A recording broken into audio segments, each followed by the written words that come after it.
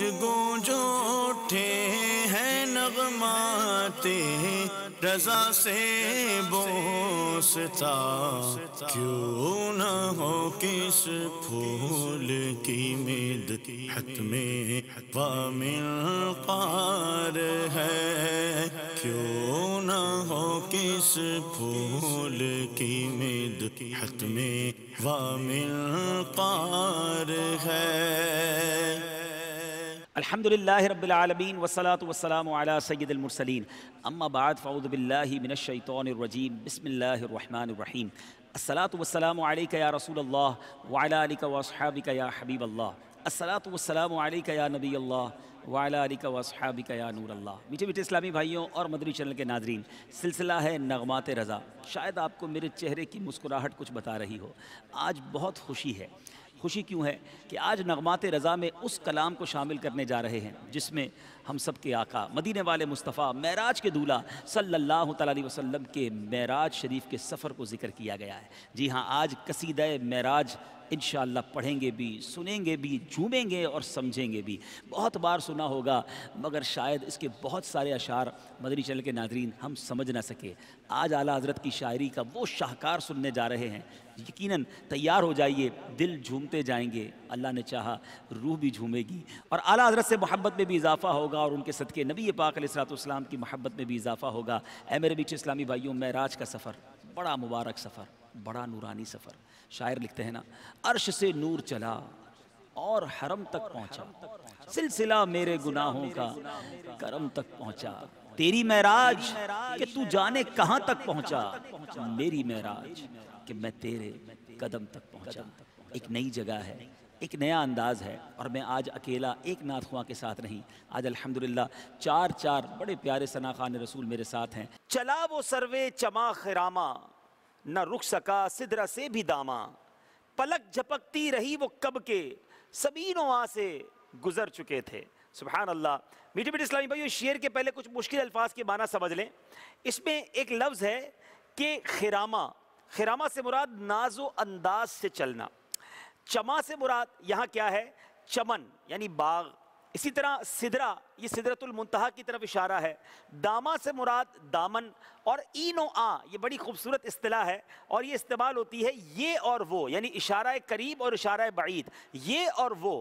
اب یہ اعلیٰ حضرت نے اپنے شعر کے اندر ان اصطلاحات کا استعمال کس پیارے انداز میں کیا۔ امام عشق و محبت لکھتے ہیں کہ وہ سیدھے قد والا سروے چما، یعنی ہمارے آقا علیہ الصلوۃ والسلام کا جو قد انور ہے، بڑا سیدھا، بڑا خوبصورت، کچھ ایسے انداز سے خراما چلا کہ سدرۃ المنتہا، جہاں بے شمار فرشتے پیارے آقا علیہ الصلوۃ والسلام کے دیدار کے لیے جمع تھے، مگر وہ بھی آپ کے دامن اقدس کو تھام کر آپ کو روک نہ سکے۔ ابھی فرشتے پلک کی جھپک رہے تھے کہ سرکار دو عالم صلی اللہ تعالیٰ علیہ وسلم مکان سے لا مکان پہنچ گئے۔ سبحان اللہ، رفتار کا عالم یہ تھا، نبی پاک اس طرح تشریف لے گئے۔ آگے اعلیٰ حضرت لکھتے ہیں کہ جھلک سی ایک قدسیوں پر آئی، ہوا بھی دامن کی پھر نہ پائی، سواری دولہ کی دور پہنچی، برات میں ہوش ہی گئے تھے۔ میرے میٹھے اسلامی بھائیوں، اب اس کے ذرا مشکل الفاظ سمجھتے ہیں۔ اعلیٰ حضرت لکھتے ہیں کہ یہاں قدسی سے مراد فرشتے، برات یہ شادی کے جلوس کو برات کہا جاتا ہے، اور یہاں اصطلاح یہ ہے کہ نبی پاک چونکہ عالم کے دولہ بنے تھے اور جو فرشتے براتی تھے، روح الامی جبریل امین علیہ الصلوۃ والسلام کو کہا جاتا ہے۔ اب کیا اس شعر کا مطلب بنتا ہے کہ ہاں، جو فرشتے وہاں سدرۃ المنتہا پر دیدار کے لیے جمع ہوئے تھے، بس ایک جھلک ہی دیکھ سکے، صرف ایک جھلک کا نظارہ کر سکے، پھر اس کے بعد کسی کو ہوش نہ تھا کہ کب دامن ملے گا، دامن والا کہاں ہے، کہ دولہ کی سواری تو بہت دور گزر چکی تھی اور باراتی دیکھتے ہی رہ گئے۔ اے میرے میٹھے اسلامی بھائیوں، اب نبی پاک سدرۃ المنتہا سے بھی آگے جا رہے ہیں۔ اب اگلے شعر میں اعلیٰ حضرت کیا لکھتے ہیں، اور شعر میں لکھتے ہیں، تھکے تے روح الامی کے بازو، چھٹا وہ دامن کہاں وہ پہلو، رکاب چھوٹی امید ٹوٹی، نگاہ حسرت کے ولولے تھے۔ میرے میٹھے اسلامی بھائیوں، اس کے بھی مشکل الفاظ۔ اب روح الامی سے مراد یہاں جبریل امین ہے، رکاب سے مراد سواری پر سوار ہونے کی خاطر جو پاؤں لوہے کی یہ سمجھیے کہ ہلکے میں رکھا جاتا ہے، آپ نے دیکھا ہوگا گھوڑے پر سواری وغیرہ کرتے ہوئے رکاب لگائی جاتی ہے۔ حسرت جو تمنا پوری نہ ہو سکے اسے حسرت کہتے ہیں۔ ولولے سے مراد جوش اور جذبہ، اب اس شعر کا مطلب یہ بنتا ہے کہ سیدنا جبریل امین علیہ السلام جو روح الامین ہے، فرشتوں کے سردار ہیں، وہ بھی تھک گئے، اور سرکار علیہ السلام کا دامن کرم جو تھا، رفاقت کا جو دامن تھا، وہ بھی ہاتھ سے چھوٹ گیا۔ ظاہر ہے قرب الہی کی جو امید لگائے بیٹھے تھے کہ پیارے آقا رب عز و جل کے پاس جائیں گے، میرا کام بھی بن جائے گا، وہ امید بھی ٹوٹ گئی۔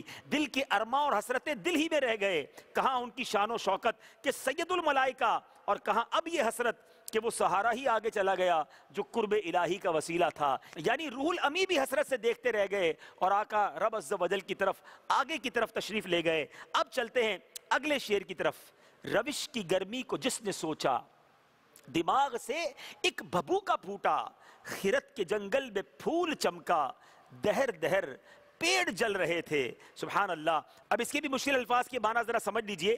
اب یہاں روش سے مراد رفتار، بھبوکا اس سے مراد شعلہ، خرت کہتے ہیں عقل کو، دہر دہر یعنی ہر جگہ ہر وقت۔ اس شعر کا مطلب میرے بیچ اسلامی بھائی یہ بنتا ہے، نبی پاک علیہ السلام کی رفتار کا عالم کیا تھا، اسپیڈ کا عالم کیا تھا، کہ جس نے اس رفتار کا اندازہ لگانے کی کوشش کی، صرف غور ہی کیا تو اس کا دماغ ایک دھماکے سے پھٹ گیا، اور اس دھماکے سے ایک شعلہ پیدا ہوا کہ عقل کے جنگل میں ایک نورانی پھول پیدا ہوا، جس نے پھول ہو کر جنگل کے ہر درخت کو جلا دیا۔ یعنی رفتار مصطفیٰ صلی اللہ علیہ وسلم کا اندازہ ہماری اگر چھوٹی سی عقل بھی لگانے لگے تو اس عقل کے یہ سمجھے کام ہی نہیں ہے، وہ عقل کی وہ وسعت ہی نہیں ہے کہ نبی پاک علیہ السلام کی رفتار کا اندازہ لگائے۔ ذرا غور کیجئے۔ جی ہاں، میٹھے اسلامی بھائیو، شاعر لکھتا ہے نا، عقل والا تیری دنیا سے پریشان گیا، عشق والا تجھے ہر رنگ میں پہچان گیا۔ نبی پاک علیہ السلام شب معراج جو اتنا بڑا سفر کیا، کتنی دیر میں؟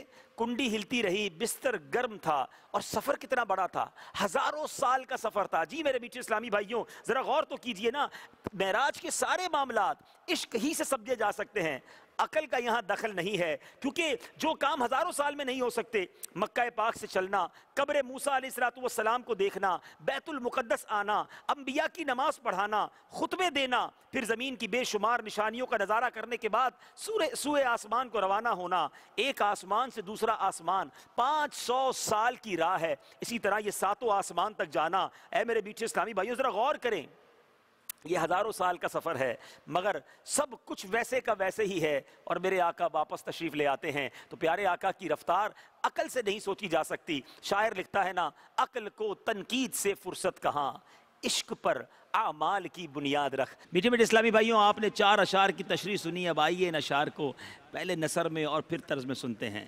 چلا وہ سروے چما خراما، نہ رک سکا سدرا سے بھی داما، پلک جھپکتی رہی وہ کب کے سب این و آ سے گزر چکے تھے، جھلک سی ایک قدسیوں پر آئی، ہوا بھی دامن کی پھر نہ پائی، سواری دولہا کی دور پہنچی، بارات میں ہوش ہی گئے تھے، تھکے تھے روح الامی کے بازو، چھٹا وہ دامن کہاں وہ پہلو، رکاب چھوٹی امید ٹوٹی، نگاہ حسرت کے ولولے تھے، روش کی گرمی کو جس نے سوچا، دماغ سے ایک بھبوکا پھوٹا، خرت کے جنگل میں پھول چمکا، دہر دہر پیڑ جل رہے تھے۔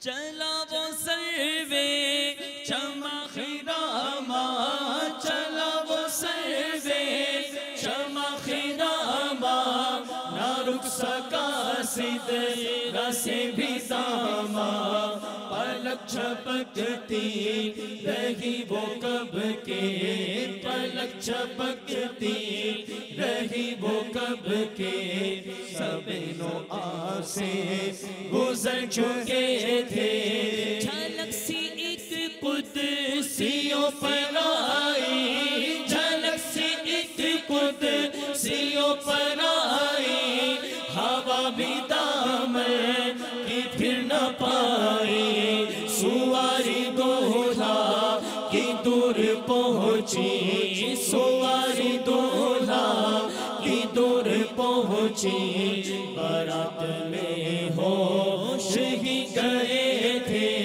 تھکے تھے روح الامی کے بازو، تھکے تھے روح الامی کے بازو، چھوٹا وہ دامن کہاں وہ پہلو، رکاب چھوٹی امید ٹوٹی، رکاب چھوٹی امید ٹوٹی، نگاہ حسرت کے ولولے تھے، روش کی گرمی کو جس نے سوچا، روش کی گرمی کو جس نے سوچا، دماغ سے ایک بابو کا پھوٹا، غیرت کے جنگل میں پھول چمکا، غیرت کے جنگل میں پھول چمکا، دہر دہر پہ چل رہے تھے،